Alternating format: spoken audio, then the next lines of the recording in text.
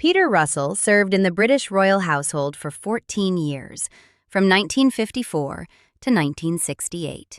He was a palace aide, professional, discreet, trained in the specific art of making powerful people comfortable. When he eventually spoke publicly about what that work looked like, he described one duty that has stuck in the record ever since.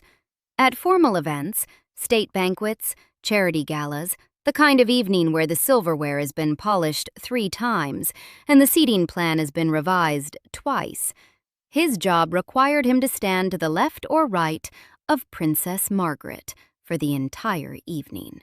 Not because there were no ashtrays in the room, there were ashtrays everywhere.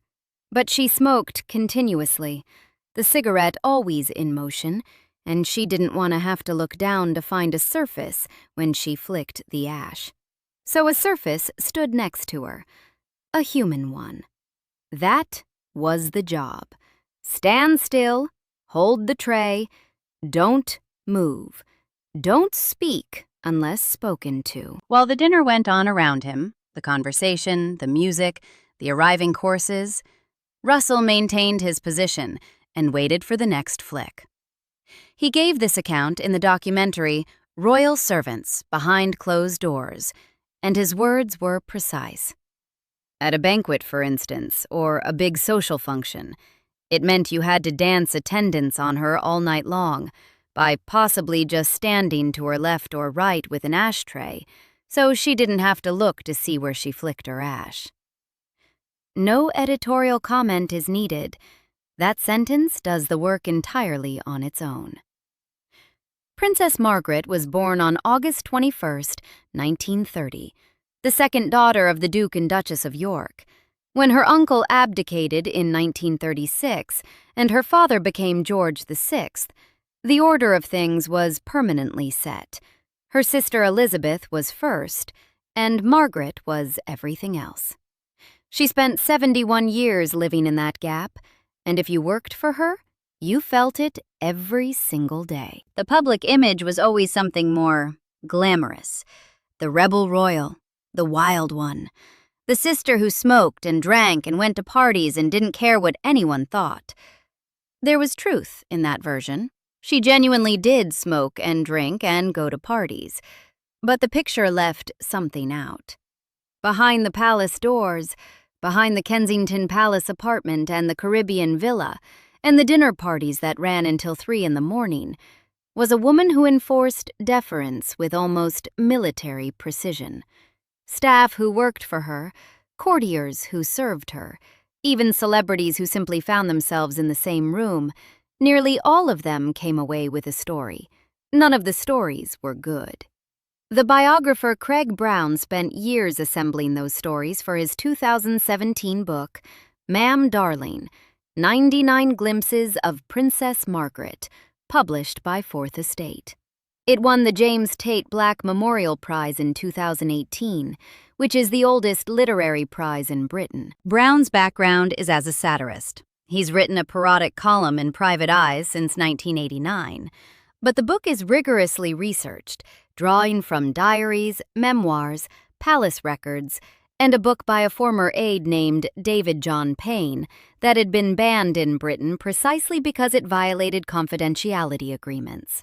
Brown's thesis, which the evidence supports repeatedly, is that Margaret suffered from what he called a perpetual identity crisis. She'd been, in his words, given an inflated sense of her own value, while on the other, her confidence was continually undermined by comparisons with her sister.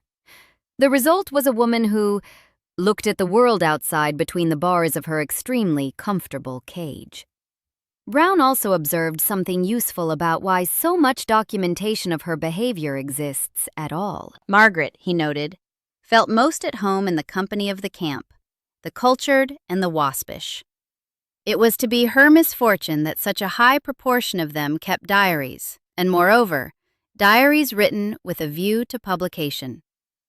She surrounded herself with people who wrote everything down, and they did. Her daily routine, documented by biographers and confirmed across multiple sources, established the rhythm of the household. She woke around 9 in the morning. Breakfast arrived in bed. She spent approximately 2 hours there, listening to the radio, reading newspapers, which she routinely left scattered across the floor rather than folding them back or stacking them. Smoking began at 9. Her first vodka and soda arrived at 12:30 in the afternoon. Lunch followed, usually with her mother, with half a bottle of wine. The bath came around 11 in the morning and lasted an hour. She emerged from it into the formal business of hair and makeup, which occupied the time before the day's first drink. By 1991, when she finally stopped smoking, the providers sent back 2,000 unsmoked cigarettes. 2,000.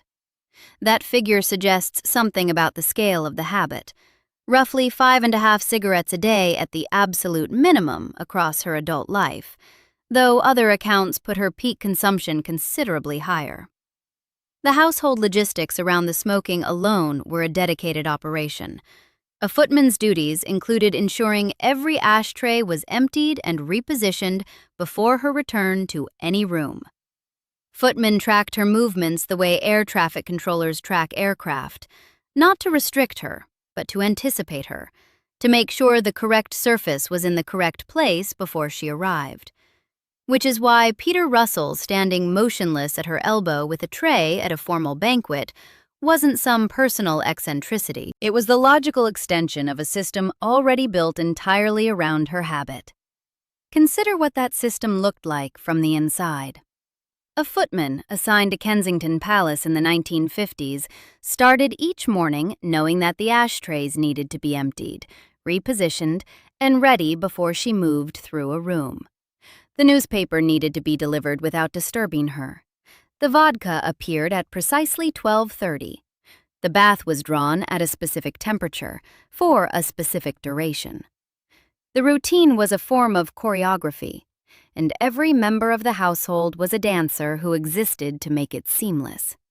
Staff at Kensington Palace in the 1950s were told, according to one former maid who later spoke to royal author Tom Quinn, not to look at Margaret directly or speak to her unless she initiated the conversation.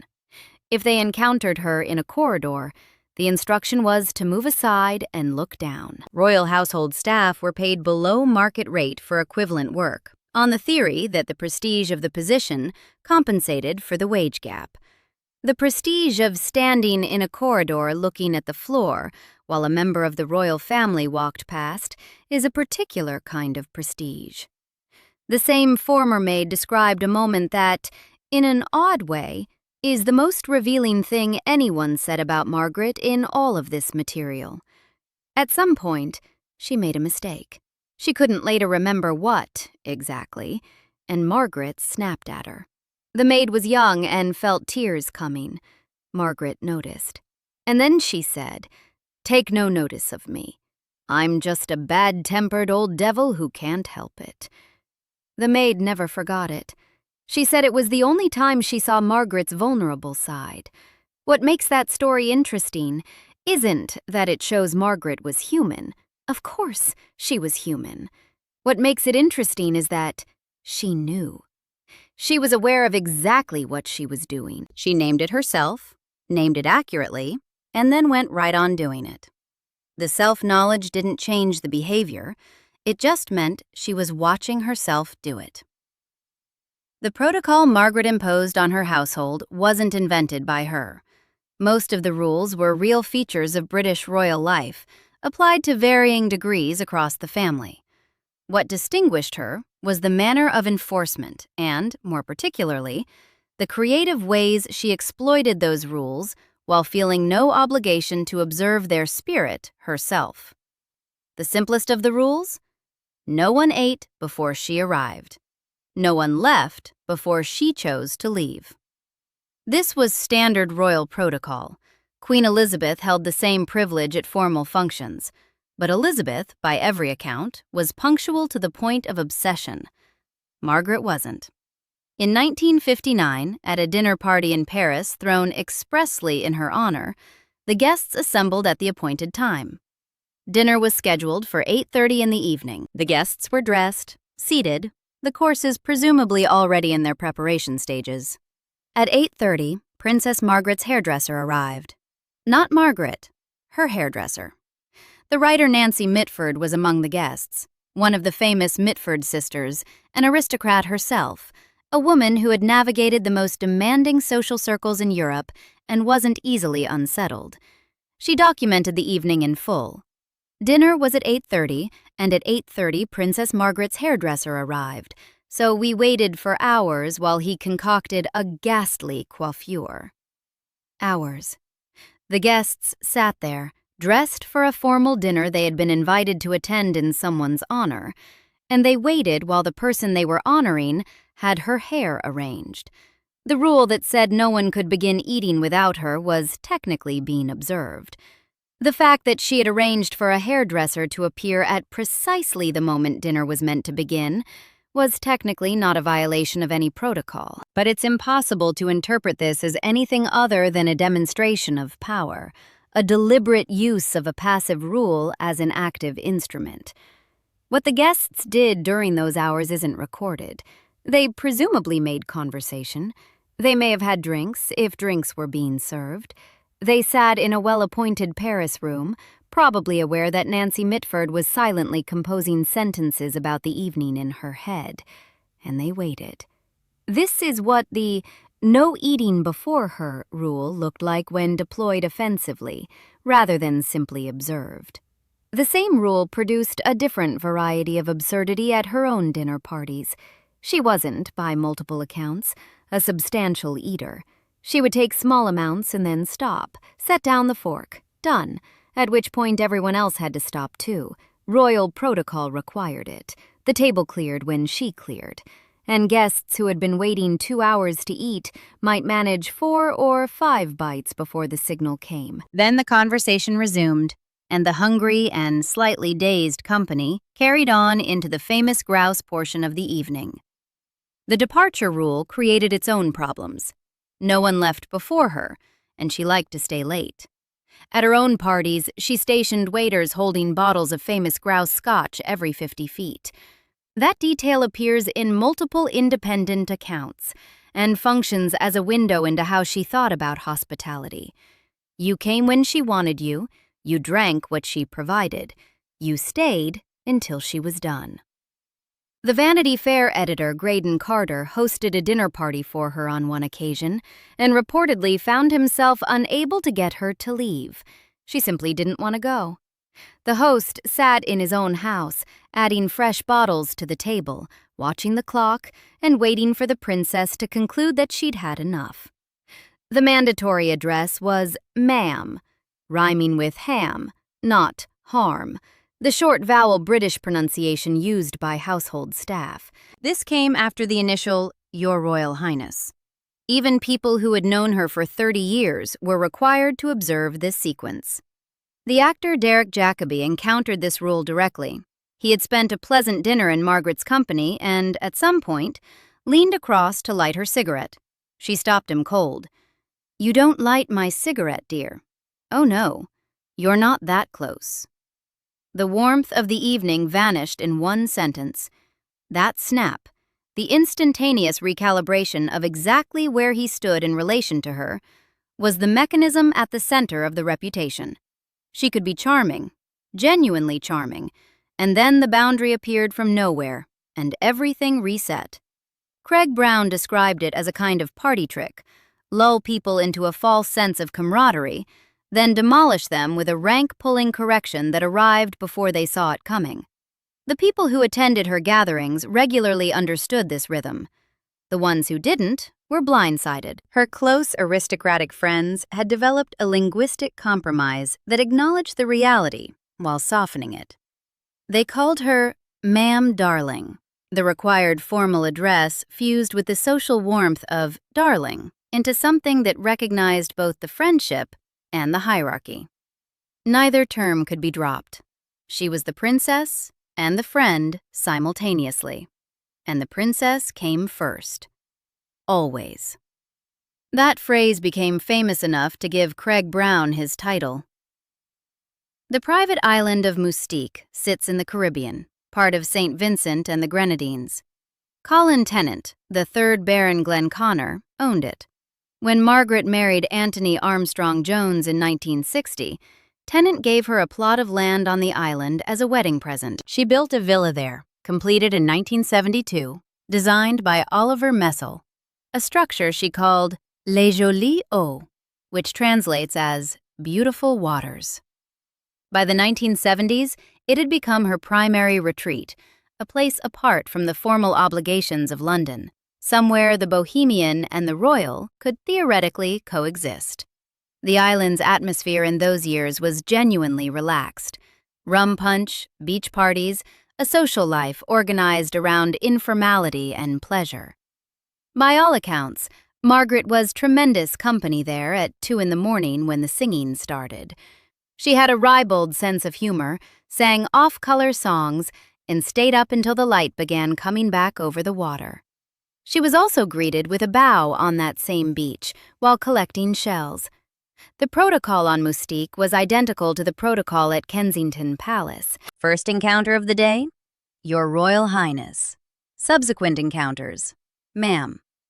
British guests were required to bow or curtsy when they met her, not in a ballroom, not at a state function, but on a sand beach in the Caribbean sun while she carried shells in the crook of her arm.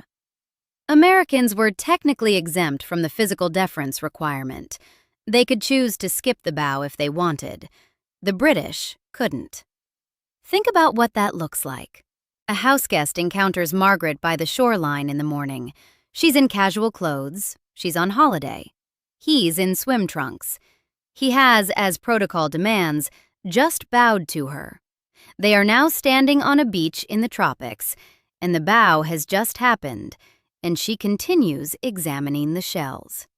The vacation proceeds. Later, after she's gone to bed and the guests are still up, the stories get told.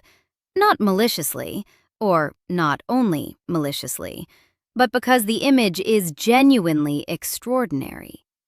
The same rules, the same distance. The beach just makes the contrast visible in a way a London drawing room doesn't. Colin Tennant organized Mystique's social life around her preferences for the better part of 2 decades. He managed the logistics, smoothed the difficulties, hosted the parties, and bore the specific exhaustion of being the person responsible when Princess Margaret was in residence. The actor Nicholas Courtney, who knew the island scene well, observed that when Margaret finally departed for London at the end of a visit, Tennant collapsed with exhaustion. Not metaphorically, collapsed with exhaustion. He was the man who had given her the island. He knew her for decades. He was, by any reasonable measure, her friend and host, rather than her employee. And the departure still leveled him. In November 1965, Margaret made her first visit to the United States.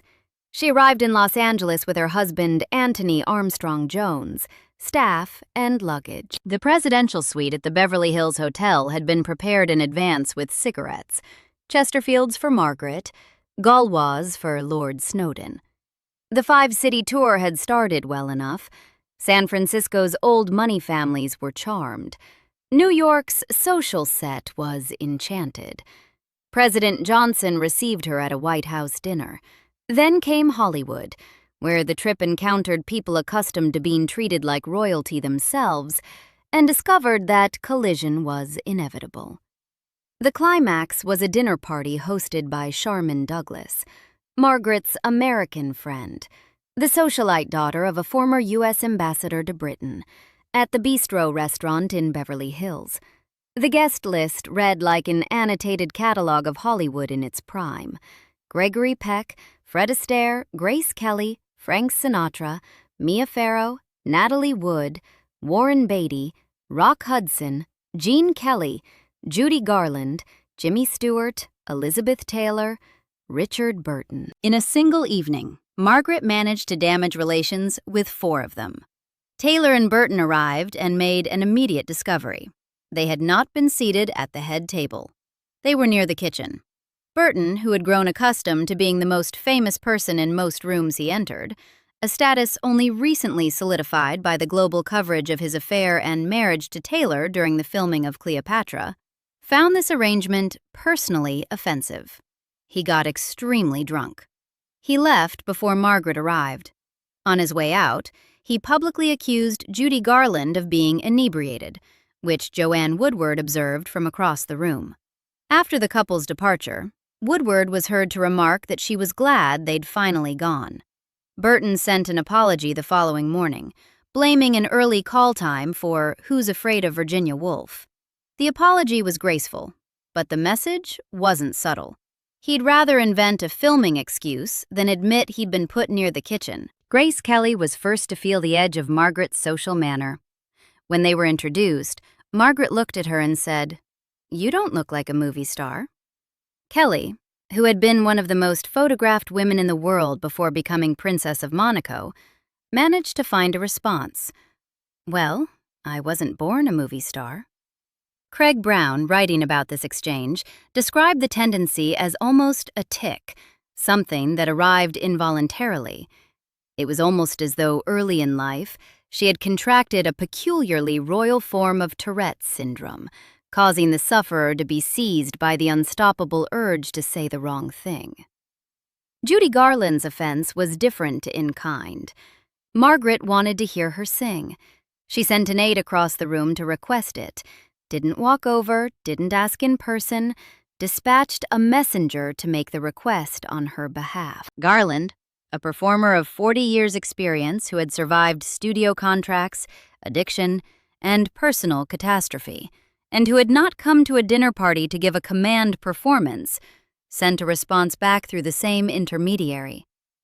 According to the British ambassador's subsequent report on the visit, Garland's message was, "Go and tell that nasty, rude little princess that we've known each other for long enough. She should skip the ho-hum royal routine and just pop over here and ask me herself."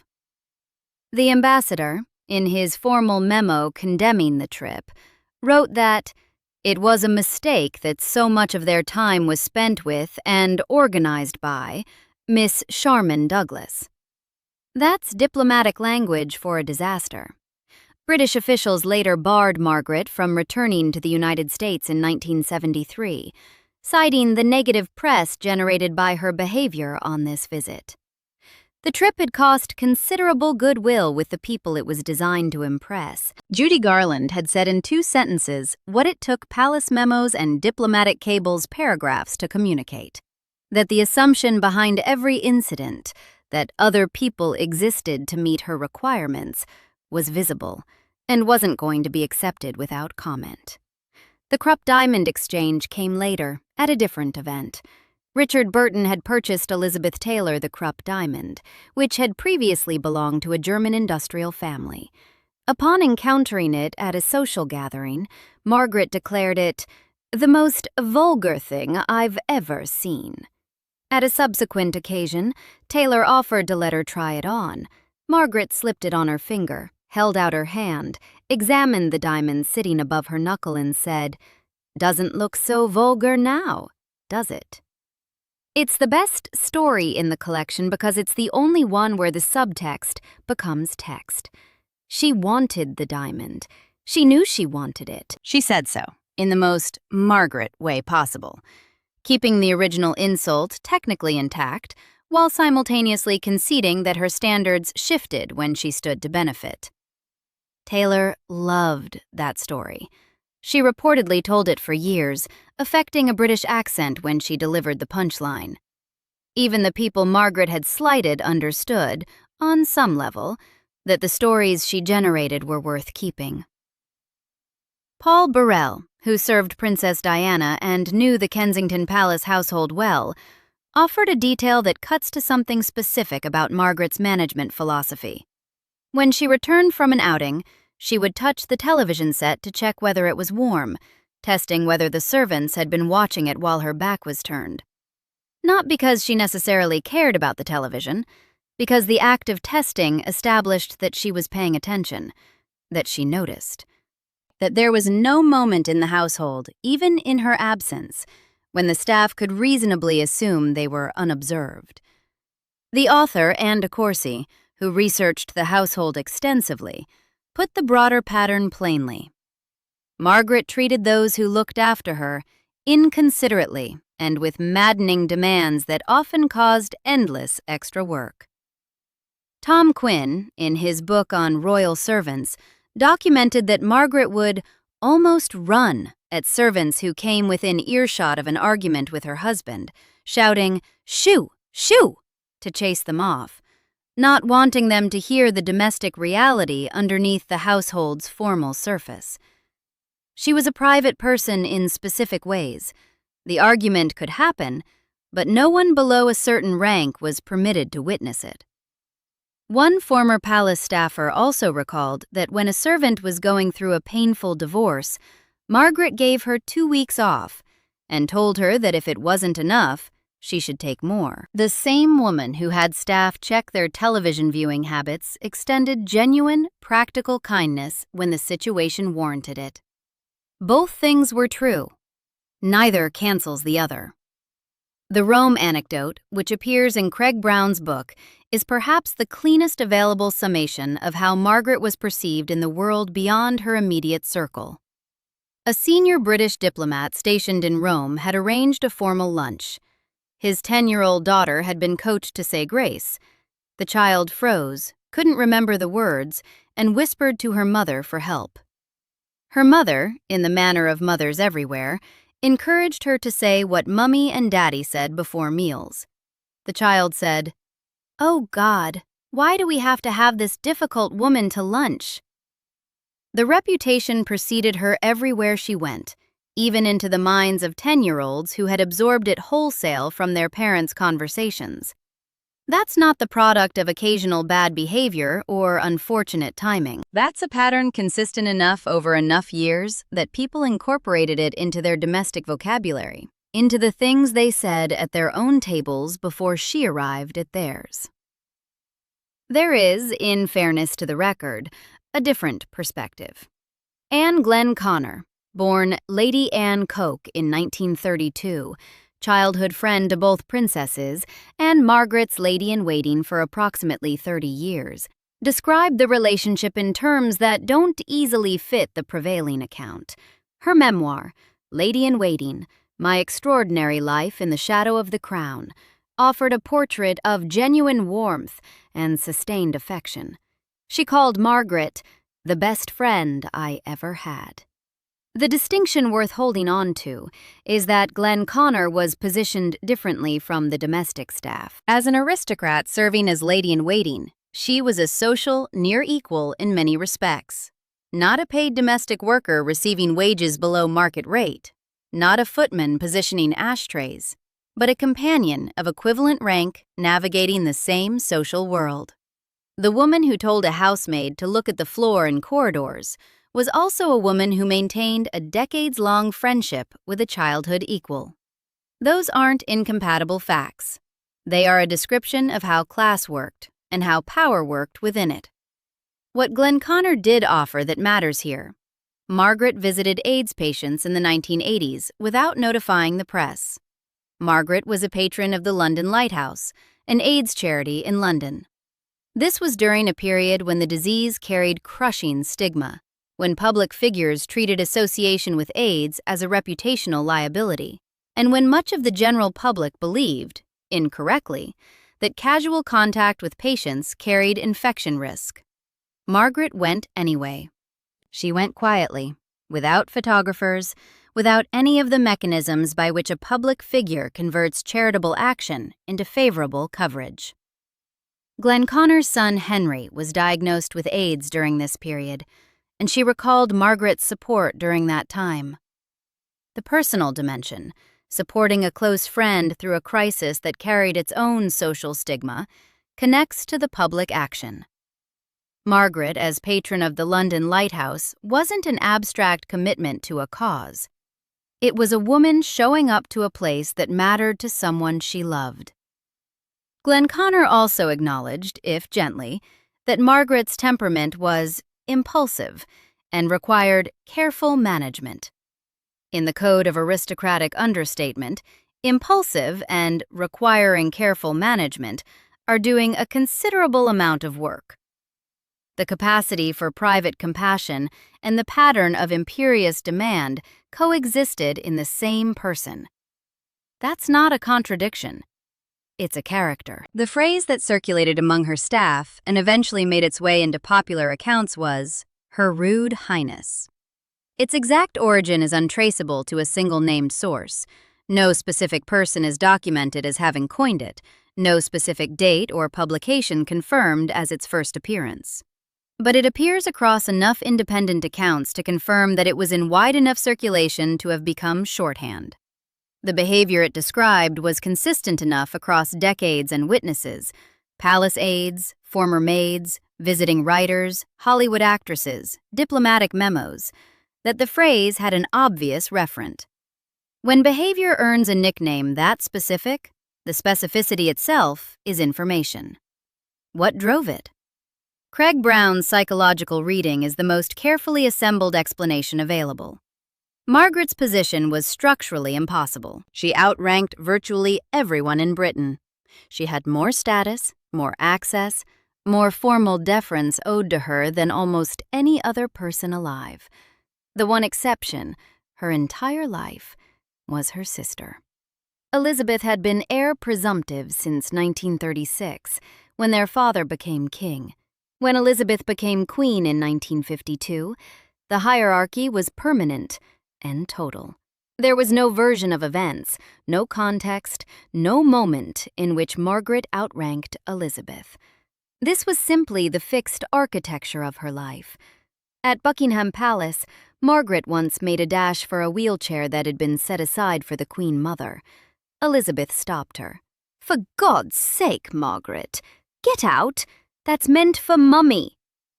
Even within the family, even in a corridor, even over a wheelchair, she wasn't first. Brown's conclusion is the most honest framing available. She was given an inflated sense of her own value, while on the other, her confidence was continually undermined by comparisons with her sister. The protocol she demanded from everyone else was the space where she could be unambiguously, non-negotiably first. In her household, in her drawing room, at her dinner table, on the beach at Mystique with shells in her hand, nobody ranked above her. Not the footman with the ashtray, not the hairdresser who kept the dinner party waiting, not Judy Garland, not the 10-year-old girl in Rome whose parents had warned her what to expect. Tom Quinn's research adds one more dimension. Royals further down the pecking order, he found, tend to be imperious with their staff in proportion to their own relative lack of status. The correlation wasn't accidental. The enforcement was proportional. Margaret, one rung below the throne and locked there permanently, enforced the rung she occupied with a thoroughness that left footprints in memoir after memoir, diary after diary, the private language of households across 3 decades. Deep down, Brown wrote, what Margaret really wanted from Elizabeth was approval. She had the same chauffeur for 26 years and barely spoke to him, a detail that appeared in the Times review of Brown's book, and which functions as a quiet counterpoint to the Hollywood incidents. The Hollywood behavior was theatrical and specific to time and place. The silence in a car, day after day, year after year, was something else. It was the daily texture of what it meant to be served by someone she didn't consider worth addressing. She never said any of this publicly. What she said publicly, on the one documented occasion when she named her own behavior, was that she was a bad-tempered old devil who couldn't help it. The question of whether that self-characterization is more honest or more convenient is probably unanswerable. Both things could be true simultaneously. She was genuinely aware of what she was doing, and she also genuinely didn't stop.